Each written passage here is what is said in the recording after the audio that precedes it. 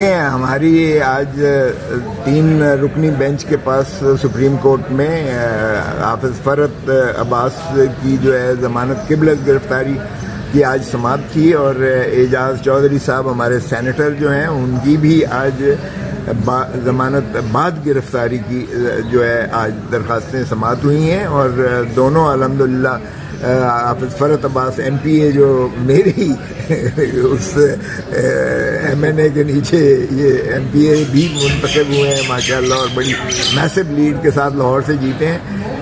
الحمدللہ ان کی ضمانت قبل از گرفتاری منظور کر لی گئی ہے، اور عدالت نے اعجاز چودھری صاحب کی بھی میں جس میں دونوں میں پیش ہوا ہوں، اللہ تعالیٰ نے کرم کیا ہے، ان کی بھی ضمانت ہو گئی ہے۔ اور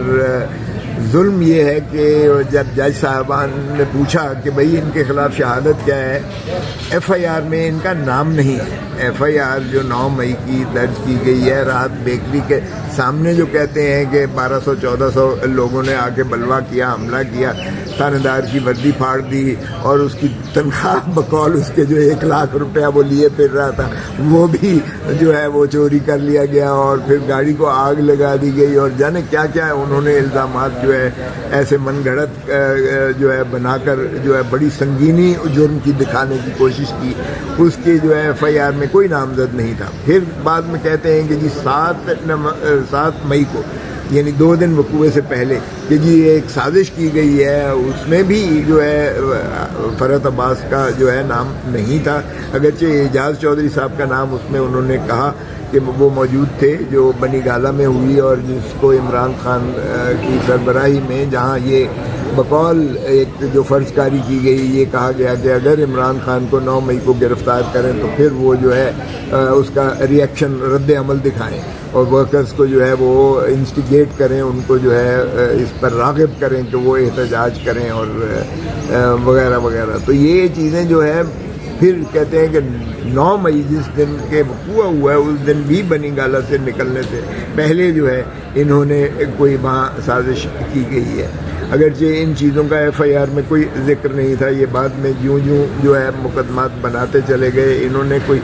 15 ایف آئی آر 9 مئی کو دی، 15 ایف آئی آر، اور اس میں جو ہے ہزاروں ہمارا جو ہے کارکن 1400-1200 سے نیچے تو کسی ایک ایف آئی آر میں بھی ملزم کو نہیں رکھا، اور بعض میں تو متواتر اور تسلسل کے ساتھ جو ہے یہاں سے بھی ایف آئی آر میں درج ہے، دوسری ایف آئی آر میں بھی درج ہے، تیسری میں بھی ہے۔ اور فرحت عباس کا تو یہ تھا کہ انہوں نے ریٹ کی کہ بھئی مجھے بتایا تو جائے میرے خلاف کیا مقدمات ہیں، اور ریٹ جو کی گئی اس میں بھی اس ایف آئی آر نمبر 103/2023 جس میں آج ضمانتیں ان کی کنفرم ہوئی ہے، اور ان کو اعجاز چودھری صاحب کو جو ہے گرانٹ کی گئی ہے، دی گئی ہے ضمانت، اس فہرست میں جو ہائی کورٹ میں دی گئی اس میں بھی 103 ایف آئی آر کا نام نہیں تھا۔ تو یہ کہتے ہیں کہ مفرور ہیں۔ مفرور بھائی کہاں سے؟ ہمیں تو پتہ ہی نہیں ہے کہ آپ نے جو ہے ایف آئی آر میں نام نہیں ہے۔ آپ نے اگر اپنے ہی تئیں کوئی فرض کاری کر کے اور پچھلی تاریخوں میں کیا گیا ہے تو ہم نے تو ریٹ کے ذریعے پتہ کرنے کی کوشش کی، اور اس میں بھی آپ نے ذکر نہ کیا، اور پھر حفظ ما تقدم کے طور پر جب حافظ فرحت نے جو ہے پھر ضمانت قبل از گرفتاری کرائی تو عبوری کروائی، تو پھر پتہ چلا کہ ان کے اوپر یہ مقدمہ بھی قائم کیا گیا ہے، اور اعجاز چودھری صاحب کو 11/9 کو ہی گرفتار کر لیا گیا تھا۔ اس 9 کو وہ تقریباً 2 سال ہونے جا رہے ہیں،